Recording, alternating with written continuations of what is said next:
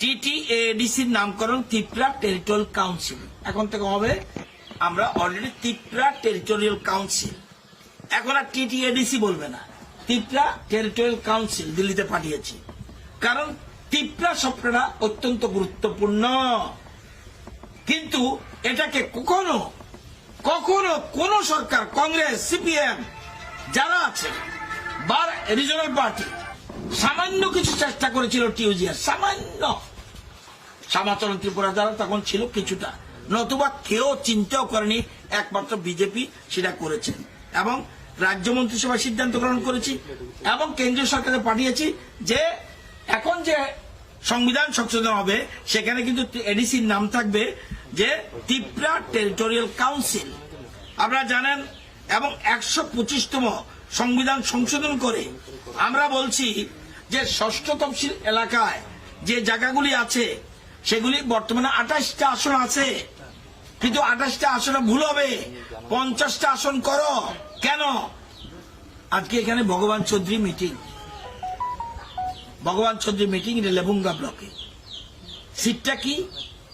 সিমনা বিধানসভার 4টা গাঁও সভা, 3টা না 4টা, মোহনপুরের 8টা গাঁও সভা, বামটিয়ার 2টা গাঁও সভা, মান্দায়ের 4টা গাঁও সভা। যে জনপ্রতিনিধি হবে পুরো সময় কই তার? আমরা বলছি না, নতুন করে এডিসি আসন ঠিক করো, 50টা করো, কেন্দ্রীয় সরকারে পাঠিয়েছি। এবং ট্রাইবেলদের তো একটু আগে রঞ্জিত বলছিল বিপ্লব দেব মনে হয় উনি বাঙালি না, এমন একটা ভাব, অর্থাৎ মনে হয় ট্রাইবেল জানে এটা ট্রাইবেল বাঙালির বস্ত্র না, আসলে বাঙালি থেকে ট্রাইবেলরা পিছিয়ে আছে। সেজন্য যতক্ষণ পর্যন্ত ট্রাইবেলদের না উঠাতে পারবো ততক্ষণ পর্যন্ত সবকা সাথ সবকা বিকাশ হবে না।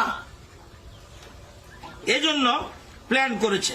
এবং আপনারা জানেন 23 বছর ধরে কংগ্রেস ছিল দিল্লিতে, সিপিএম এর রাজ্যে বহু বছর, এবং 23 বছর ধরে রিয়াং শরণার্থী ট্রাইবেল তাদের সমস্যা সমাধান করতে পারে নাই।